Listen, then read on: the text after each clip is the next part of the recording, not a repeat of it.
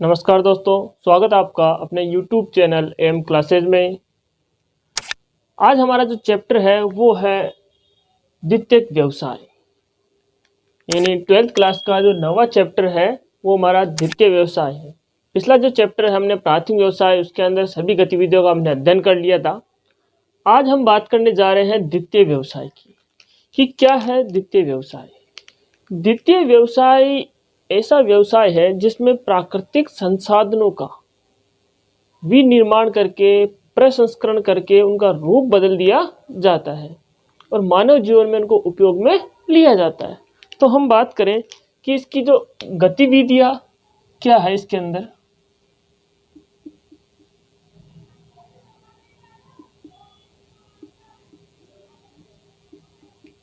इसकी जो गतिविधियां हैं कि क्या क्या कार्य इसमें किए जाते हैं।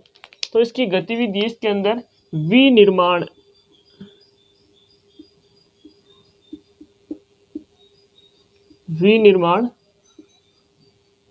प्रसंस्करण और निर्माण, यानी किसी चीज का विनिर्माण करना, प्रसंस्करण करना यानी परिष्कृत करना या फिर उसका निर्माण करना, ये सभी गतिविधियां द्वितीयक व्यवसाय में की जाती है। इन चीजों से यानी इन गतिविधियों से जो प्राकृतिक संसाधन है उनका मूल्य बढ़ जाता है, यानी इसमें प्राकृतिक संसाधनों का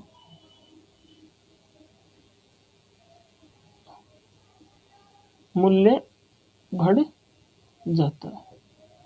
यानी जो प्राकृतिक संसाधनों को ये प्रसंस्करण कर या परिष्कृत कर कोई मानव के लिए उपयोगी वस्तु बनाते हैं, तो इससे जो प्राकृतिक संसाधन है इनका मूल्य बढ़ जाता है। तो यही द्वितीयक व्यवसाय की एक गतिविधियां। अब हम बात करते हैं कि द्वितीयक व्यवसाय को लगभग 10 समूहों में इन उद्योगों को बांटा गया है। तो हम बात करते हैं इनके समूहों की कि कौन कौन से इसमें उद्योग है।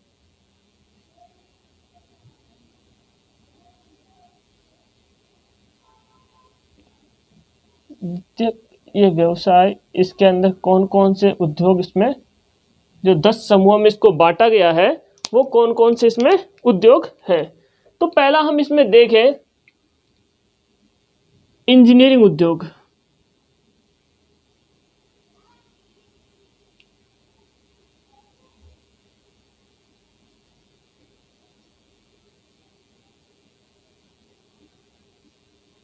यानी जो पहला इसके अंदर उद्योग है वो है इंजीनियरिंग उद्योग।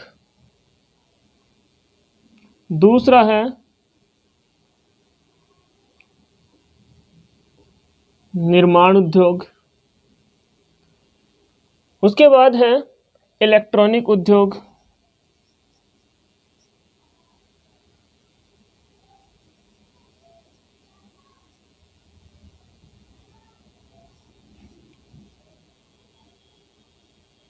इलेक्ट्रॉनिक उद्योग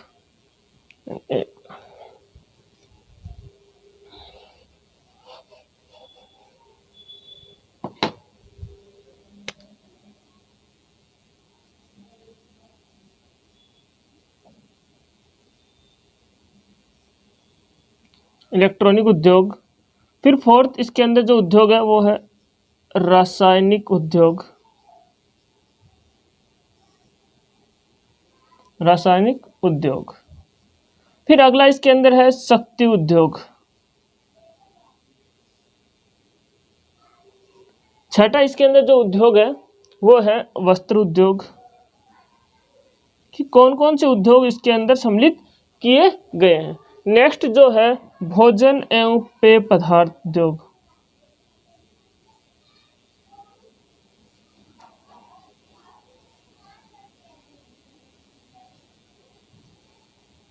पेय पदार्थ उद्योग। नेक्स्ट इसके अंदर जो है धातु कर्म उद्योग। धातु कर्म उद्योग। नेक्स्ट इसके अंदर जो है प्लास्टिक उद्योग।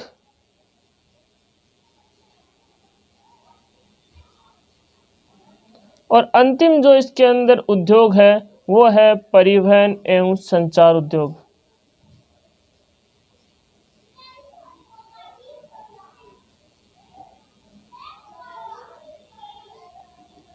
परिवहन एवं संचार उद्योग, ये इसके अंदर जो द्वितीयक व्यवसाय है इसको 10 समूहों के अंदर विभाजित किया गया है। ये उद्योग इसमें सम्मिलित किए गए हैं, जिसके अंदर इंजीनियरिंग उद्योग, इंजीनियरिंग उद्योग में हमने पिछली जो क्लासें थी यानी जो प्रमुख व्यवसाय थे उसके अंदर हमने इन चीज़ों का अध्ययन कर लिया था, लेकिन फिर एक बार बता दें हम कि इंजीनियरिंग उद्योग इसके अंदर कृषि यंत्र है, जो इंजीनियरिंग उद्योग है वो सभी इसके अंदर आते हैं।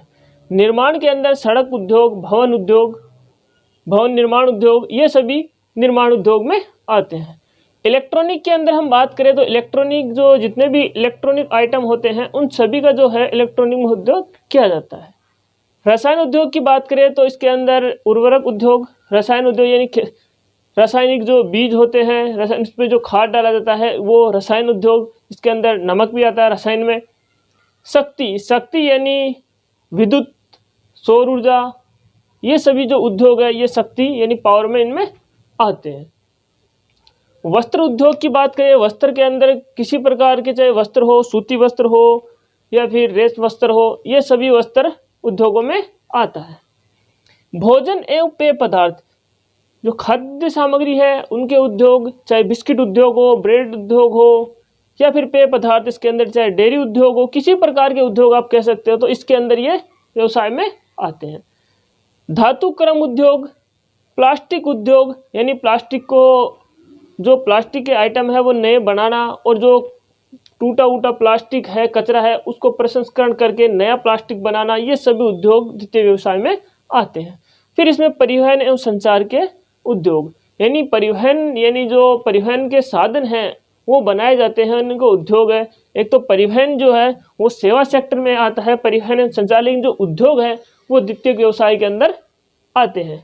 तो ये चीज़ें थी द्वितीय व्यवसाय के अंदर, इनको 10 समूह में बांटा गया था। तो हमने इनकी बात की कि इसकी जो द्वितीय व्यवसाय की गतिविधियां है, जिसके अंदर विनिर्माण उद्योग ये किया जाता है, प्रसंस्करण किया जाता है, निर्माण किया जाता है, ये इसकी मुख्य गतिविधियां है। इनके कारण जो प्राकृतिक संसाधन है इनका मूल्य बढ़ जाता है, क्योंकि ये सभी चीज़ें प्राकृतिक संसाधनों के ऊपर ही की जाती है।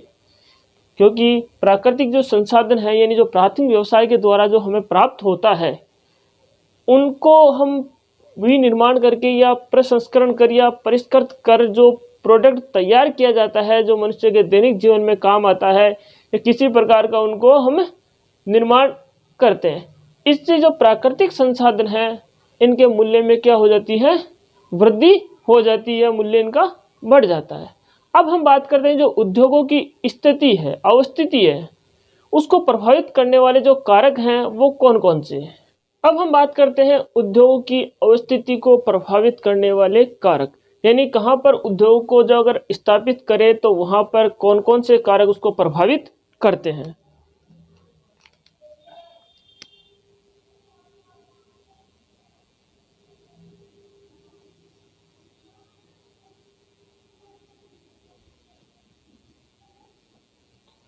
तो पहला इसमें जो कारक हम लेते हैं वो है कच्चा माल।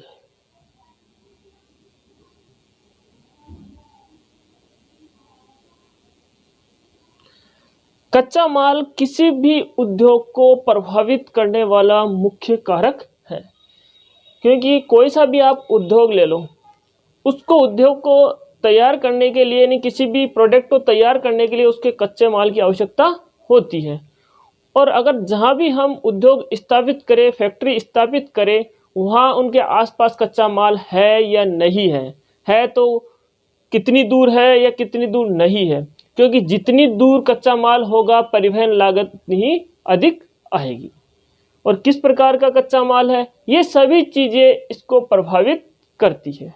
फिर हम बात करें दूसरा जो इसका कारक है प्रभावित करने वाला, वो है इसके अंदर शक्ति के साधन।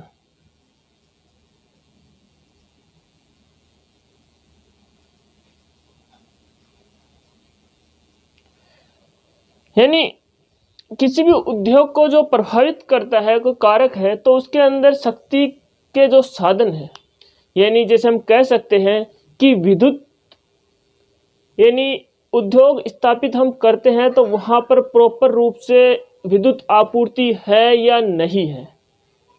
अगर हम ग्रामीण क्षेत्रों की बात करें तो वहाँ पर प्रॉपर रूप से विद्युत की आपूर्ति नहीं होती है। तो ऐसी चीज़ें वहाँ पर देखी जाती है कि यहाँ पर प्रॉपर रूप से विद्युत की आपूर्ति है या नहीं है, शक्ति के साधन वहाँ पर है या नहीं है। शक्ति के साधन के अंदर हम ऐसे भी कह सकते हैं, जैसे मान लो कोयला, पेट्रोलियम, ये शक्ति के साधनों के अंदर भी आते हैं। तो इन चीज़ों को इसमें देखना पड़ता है। फिर अगला जो इसमें कारक है वो है परिवहन एवं संचार।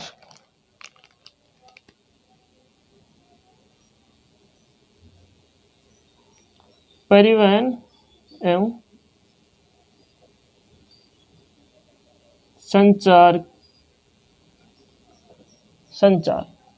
यानी कोई भी उद्योग स्थापित जहाँ करते हैं वहाँ पर परिवहन और संचार है, ये एक अहम भूमिका रखते हैं। क्योंकि कच्चा माल फैक्ट्री तक या जहाँ पर उद्योग स्थापित किया है वहाँ पर कच्चा माल लाना, उसके बाद इसको प्रोडक्ट को तैयार होने के बाद परिवहन के माध्यम से बाजार तक इसको पहुँचाना। अगर मान लो कोई वस्तु ऐसी है जो जल्दी खराब होने वाली है तो उसको परिवहन के माध्यम से जल्द मार्केट तक पहुंचाया जाए, बाजार तक पहुंचाया जाए।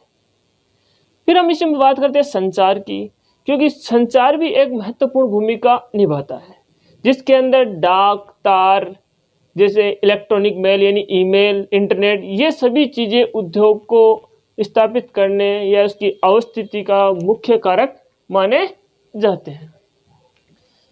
फिर अगली जो इसके अंदर कारक है, अगला कारक है वो है इसके अंदर बाजार।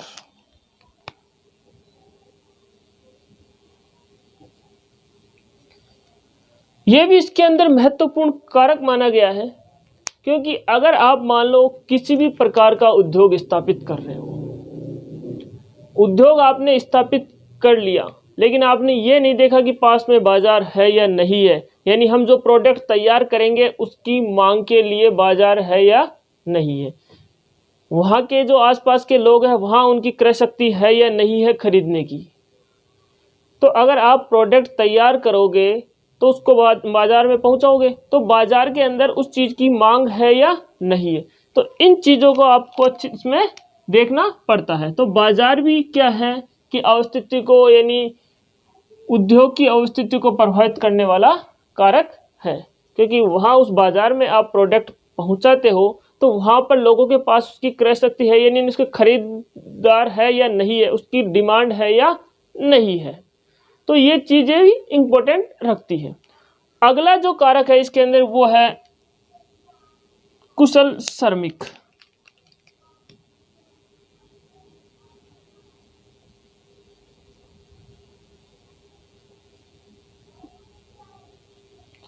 कुशल श्रमिक यानी किसी भी प्रकार के उद्योग के अंदर श्रमिक होना बहुत ही महत्वपूर्ण है, क्योंकि श्रमिकों के बिना कोई भी काम नहीं हो सकता। तो इसमें जो श्रमिक है वो किस प्रकार के श्रमिक है, कुशल श्रमिक है या नहीं है, यानी काम अच्छे से करने वाले हैं या नहीं है, आज की टेक्नोलॉजी के अनुसार वो तकनीकी ज्ञान जानते हैं या नहीं जानते हैं, उस प्रकार के इसके अंदर जो कुशल श्रमिक है उनकी आवश्यकता पड़ती है। अगला जो कारक है इसके अंदर वो है पूंजी।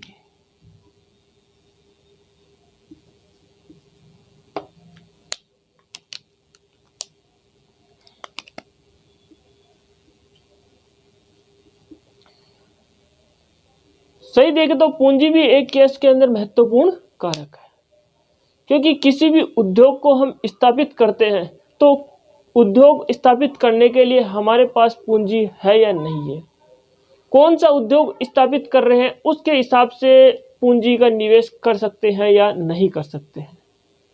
तो उद्योग स्थापित करने के लिए हमें सबसे पहले पूंजी की आवश्यकता पड़ती है। अगला जो इसके अंदर कारक है वो है जलापूर्ति।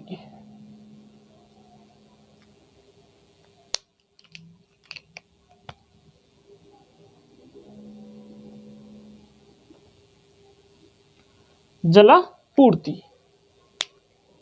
यानी कोई भी इंडस्ट्रियल एरिया है जहां हमने उद्योग स्थापित किया या कहीं और स्थापित किया, वहां पर जल की आपूर्ति है या नहीं है, यानी हमें उद्योग के अंदर जल की आवश्यकता पड़ती है, तो जल की अगर आवश्यकता पड़ती है तो वहां पर जल सुचारू रूप से है या नहीं है, वहां आसपास में पानी की कमी तो नहीं है।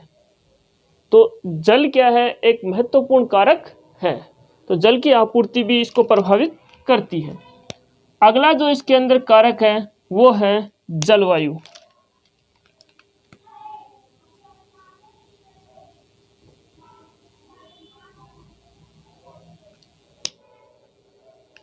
अनेक प्रकार के ऐसे उद्योग हैं जहां उन उद्योगों को जलवायु प्रभावित करती है। जैसे हम बात करें सूती वस्त्र उद्योग, सूती वस्त्र उद्योग जहां स्थापित करते हैं वहां पर समुद्री आर्द्र जलवायु होना आवश्यक है, यानी आर्द्र जलवायु में ही सूती वस्त्र स्थापित हो सकता है। तो ऐसे कई उद्योग हैं जहां पर जलवायु उसको प्रभावित करती है। अगला जो इसके अंदर कारक है वो है उच्च तकनीकी।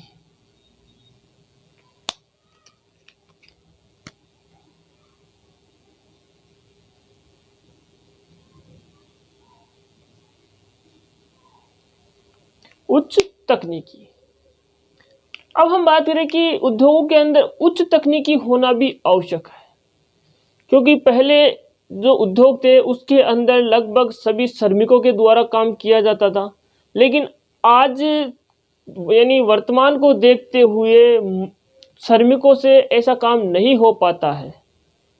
जो काम करते भी है तो मार्केट में जो मांग होती है उसकी पूर्ति नहीं हो पाती, इसलिए उद्योगों के अंदर नई तकनीकी लाना आवश्यक होता है, वहाँ पर मशीनीकरण लाना आवश्यक होता है, मशीनों के द्वारा प्रोडक्ट तैयार किए जाते हैं और टेक्नोलॉजी के हिसाब से काम किया जाता है। तो ये कारक भी क्या है, इसमें मुख्य कारक माना गया है। अगला जो इसके अंदर जो कारक है वो है सरकारी नीतियाँ।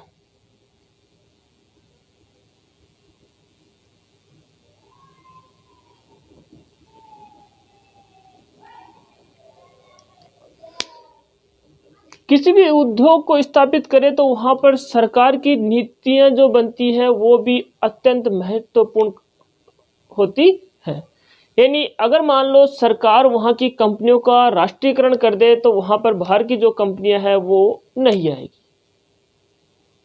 अगर बाहर की कंपनियां यहाँ पर आती है तो वहाँ पर रोजगार के अवसर उपलब्ध होते हैं। अगर सरकार चाहे कि उद्योगों में टैक्स कम करे, इससे भी उद्योगों का विकास होता है। अगर टैक्स की बढ़ोतरी करेगी तो बाहर की कंपनियां यहाँ नहीं आ पाती है और जो औद्योगिक एरिया है, इंडस्ट्रियल एरिया है या औद्योगिक कंपनियां हैं वो विकास नहीं कर पाएगी। तो सरकार की जो नीतियां हैं वो इसमें बहुत ही महत्वपूर्ण कारक माना जाता है।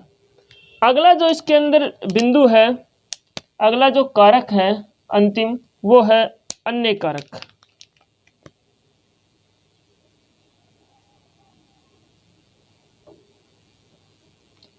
अन्य कारक की हम बात करें तो अन्य कारक के अंदर किसी भी उद्योग को हम स्थापित करते हैं तो वहाँ की भूमि यानी लैंड है या नहीं। भूमि चाहिए तो सस्ती भूमि हमें उपलब्ध हो, वहाँ पर बैंकिंग सुविधाएं हो, बैंकिंग सुविधाओं के साथ श्रमिकों का बीमा हो या कंपनी का बीमा हो, तो ये सभी चीज़ें हैं अन्य कारक में अति अन्य प्रभावित करती है। तो हमने आज बात की उद्योगों की अवस्थिति को प्रभावित करने वाले कारक, जिनमें हमने लगभग 10-11 कारकों का अध्ययन किया, जिसमें कच्चा माल कि किसी भी उद्योग को स्थापित करने के लिए या किसी उद्योग में प्रोडक्ट तैयार करने के लिए हमें कच्चा माल की आवश्यकता होती है कि वहाँ पर कच्चा माल प्रोवाइड होगा या नहीं होगा, यानी उपलब्ध होगा या नहीं होगा। उसके बाद हमने शक्ति के संसाधन के बारे में बात की, परिवहन एवं संचार के साधन, बाजार, कुशल श्रमिक, पूंजी, जलापूर्ति, जलवायु, उच्च तकनीकी, सरकारी नीतियाँ और अन्य कारक। उम्मीद करता हूँ आपको क्लास अच्छे से समझ में आई होगी। जिन्होंने अपने चैनल को सब्सक्राइब नहीं किया है वो सब्सक्राइब करें, लाइक करें और ज़्यादा से ज़्यादा शेयर करें। धन्यवाद।